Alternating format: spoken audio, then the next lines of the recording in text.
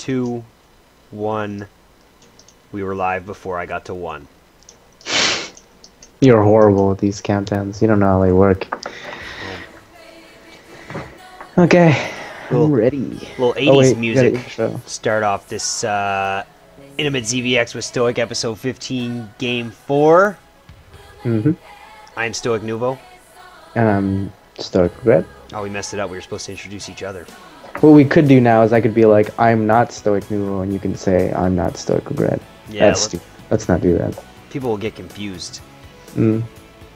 Alright, well, next game we've got is against Typebreek. Looking at his wiki here on Team Liquid, he represented Japan, Japan WCG. Yep, 2011. 2011. Japan fighting. ZvZ on Shakara. Alright. I like that, man. Let me fade into the game here. Yeah, let's do it. Let me fade out this music before another chorus comes on and I feel the need to dance. Alright, I'm at the Stoic patented time. Let's do this. Hang on, I'm blasting the music this time. Oh, yeah. Okay. They can't hear us if you blast it. That's enough. I don't need them to hear me. I need them to hear that awesome sound. Let's go. Okay. I'm just getting everything, making sure everything's good. MC's playing Squirtle. I want to watch that. Okay, well, we'll watch it. This game has got some time to it. Alright, well, let's get into it then. Let's do this. 3, 2, 1, play. Okay, ZvZ on Shakira's Plateau. Against This is a good map to 15 hatch, but I might 14-14 just because I feel like it. I don't know. We'll see.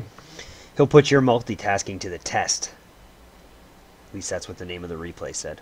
Oh yeah, I think I screw up in this game, but it's okay. If you screw up, as long as you play better, you will win. That's my new line. Yeah, well, that's how you beat Idra last week. Zing. Well, you were behind like the whole game. I think this one's worse. I think I lose my expansion this game. Not sure. You should though. treat each one of your units as if they were your own child. Now, everyone has... I mean, if you have more than one kid, everyone has favorites. Like, I would favor a Broodlord more than I'd favor a Zergling, but... And some kids naturally look better than others. Yeah. Like, you might have a really cute kid, but let's be honest, folks. Not all kids are cute. Some of them are really ugly. Yeah, otherwise... Not that they're going to be ugly. They might turn out to be a really attractive, young woman, but initially... The ugly duckling syndrome. Yeah. Exactly. I will, like, if I ever have kids, I'll have no shame in telling them which one is the favorite, and the one that isn't the favorite really has to pick up the slack. Because if the economy takes another dip like it did in '08, I mean, I'm just going to have to let one of them go. He's not going to do that. You don't know that. Okay, so he is opening 15 a hatch. Because you can count the drone. No, he's not. No, yes, he is. Look at the production tab, John. And you opened 14 for Twan. So I am going to do this into a expansion build because I did scout him first. It's kind of good for me. I know that I'm not going to need banelings early. So I'm going to build 4 Zerglings. Nope, I'm going to build 6 Zerglings. And I usually want to get my hatch at about 20 food. 20 is a good number. 21 is a little bit later, but it's really not necessary if you're 100% sure that they hatched first. Okay, so I am doing it this game because I do want to pressure him, so I'm going to have 8lings out on the map trying to pressure him. So if I wanted to make that into a drone, then I would have done my hatch at 20, but because I'm building nothing but lings here, I'm going to go up to 21. And once speed finishes, I'm going to try to do as much damage as I possibly can with speed. If he transfers drones at the bottom, try to pick them off. And other than that, I just want to transition into a normal game after this. So obviously just going to be droning behind this. So going in here, he didn't transfer drones early, so that's good by him. And just going in to see what he's doing, I do now know that he is building no spine. Oh, it looks like, yeah, okay, so he is going to build in the low ground, but unfortunately for me, he does have lings at the bottom here, so it's going to be difficult for me to try to get this cancel, but that is what I want to do. But I do know that his queen will probably pop out soon, so difficult for me to do anything at this point. Just kind of engaging as best as I can. Maybe I can get a lucky hit off one of the Zerglings or surround or something. Maybe pick off one. But now that my speed is finished, my lings basically are just going to be scouting units for map control. And as you can see, if he makes the mistake of putting drones down like that, then I can pick them off. For those of you who are in the defensive position here as a 15 hatcher, the rule of thumb, this is I learned from Nesty, which I think is so smart, is people get nervous when they open builds like this and they transfer drones at the bottom. The reason why they don't do that is because they're scared if they get Baneling all in, then the Banelings not only can kill their Zerglings, but if you move your Zerglings away from the Banelings, they can run straight into your mineral line and kill your drones that are at your second base. But that's more of a reactionary thing. If you pull them away fast enough, you can transfer. So what you want to do is, you don't want to transfer 1 or 2 drones, because drones are fighting units too. So if you transfer 1 or 2, as you can see with speed, I can pick off 1 like that. If you transfer like 8 drones down from your main base, I can't do that anymore, because every time I go in, if you use all your drones and all your lings and surround all my units, then I lose all my units just to kill 1 drone. So that's the difference. If I see 1 or 2 transfer drones there and I have speed before you, I can just go kill them. And if I don't see anything, but if I see like 8 of them, I can't, because you can use them along with your lings, and it's basically my 8 lings versus 15 units, and I really cannot win that fight. So I am building nothing but lings at this point, and the reason I'm doing this is because I'm doing a little bit of a greedy build, and I'm taking a hatch here because he did not build banelings early. And I see a ton of drones here, so it does look like I have full map control because my speed finished first. So this has allowed me to put down my tech slightly later than his. And oh, this actually solidifies this really well. He's actually building defensive banelings, so what this allows me to do is be completely safe. Feel completely safe. Okay, I'm going to pause at 8 minutes because you're a little bit ahead. I'm ahead? You're behind, no, I'm sorry. Yeah, behind. 8 minutes pause, then we'll 3, 2, 1 play. Okay, I'm paused at 8 minutes. 3, 2, 1, play. So this build is gonna work out good for me. I'm not sure why he's sending these banelings. It's a little weird. He sent Zerglings ahead of it. Oh, did he? Yeah. Ah, I see them now. Okay, that's good. So I don't want him to cancel this, obviously. And now he knows that I have a third. So there are a few things he can do in this situation that can be good or bad for me. One of the things that he can do is he can just tech up straight into something like mutas, or he can simply just tech into roaches and build a ton of units and try to get a cancel off. So what I really have to decide here is, do I really want to build nothing but units to defend? Because if I get that right and build nothing but units here, and he's on 2 base and builds nothing but roaches, and I defend against it, then I win the game because I have a base ahead of him. But if he doesn't do that and sits on 2 bases or takes a third like he's doing now that I see here, and I build nothing but units, then I get behind because... Wait a minute, something just happened to my StarCraft. Do you want me to pause? Wow, that was weird. Did BattleNet just lag? What time are you at? 9:38, 39, 40. Okay, stop at 40. I'm at 42. Did you disconnect from the BattleNet? No, it spiked like it was lagging or something. Okay, I'm ready, whenever. Okay, I'm at 9:42. You? Yeah. 3, 2, 1, play. Okay, so as you can see, this is going to be the reason why I kind of get behind here. I made the decision, because I saw that third hatch, that he's not going to build nothing but units here, so I built 10 drones. And actually what he did is, not only did he just build a ton of roaches, he built a ton of lings too, so he's really planning to push me here. So me building these 10 drones is going to cost me to have such a low army value here. Like, as you can see, he not only built roaches, but he followed it up with drones, with the lings too. So I'm behind in every aspect. There's absolutely no way I can defend against this now. He has more roaches than me and more lings than me. So I am trying to build spawns here, but I think they're going to be a little too late.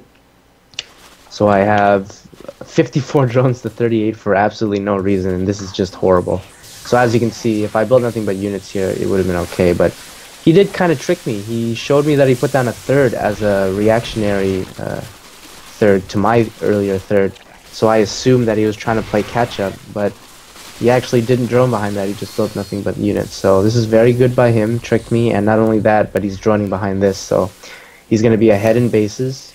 Doesn't look like you're going to be able to keep that hatch. Yeah, there's no way. So he's not getting away with his units, though. So it doesn't matter. Why would that matter? It doesn't matter. He loses those units for free. Well, for Okay, so at this point, I don't really want to play a stand-up game. I don't really want to wait for my third hatch to kind of take into effect, because his third hatch will always be ahead of mine no matter what. So what I usually like to do here in ZvZ is just try to multi-prong attack him basically to death. So I'm going to build nothing but roaches and just try to attack in multiple locations as many times as I can until he hopefully screws up, and then I just win the game like that. So that's basically what's going to happen in this game. And sometimes it works and sometimes it doesn't, but sometimes it works. Sometimes it doesn't. Yeah, pretty much. Multi-prong. You need roach speed to do this. Are you doing yeah, Zerglings and roaches? No, just roaches. Zerglings are bad against roaches. So at this point, it's going to be a little bit of downtime. I am waiting for my speed upgrade. But basically, I'm going to build nothing but units at this point and try to take him out by getting a lucky break and maybe sneaking roaches into a very important mineral line and killing off a bunch of workers. So he is making the right decision here. He is double upgrading. He's even getting pathogen glands, which if I don't attack soon and he actually has enough infestors, then this won't work. So I probably have to start attacking really soon. So as you can see, instead of building more drones like in masses here, I'm just transferring my drones across 3 bases. So that's my way of increasing my econ slightly. So here we go. So basically what you want to do is attack in a bunch first, kind of see where his units are, and then decide where you want to split them. So I don't see anything here, so I'm going to split and kind of go up. I already have them in 2 groups here. So I'm going to go up into this location, kind of see how much defense he has here, and I see absolutely nothing. So as you can see, I did trick him. He thought I was going to go into the other location. So now I know that he has infestors. So whenever you're behind in tech like this, you just basically want to get him out of position. So I don't want to fight him there. I want to get him stretched as far away from the 3rd base as possible and the 2nd base so that I can use this opportunity to send my other units there. So I'm in a very weird position. I know I'm going to lose my army, but my goal here is to do economic damage because I'm multi-prong attacking him. So taking out the hatch, sniping infestors here and there, as you can see. You got to keep up with your injects here. It's very important because if he doesn't keep up with his injects, then you just overcome him in production. If you let him stabilize here, you're basically fucked. Yeah, so I can't let him stabilize. Yeah, so as you can see, small things like that, like sending the last 2 dying units over there so that his 20 roaches kind of follow it, they all make a huge difference. So Burrow would be really good for this as well. Yeah, Burrow is good. Can't afford it though, but there's no point because by the time Burrow completes, I either win the game or lose the game anyways. So okay, so at this point he is finally trying to attack me here because he did lose that hatch. But as you can see, he makes a terrible decision here, and he decides to go cancel my 3rd base. But that's fine because that's not even saturated. So I use this opportunity to kind of flank and go back over there.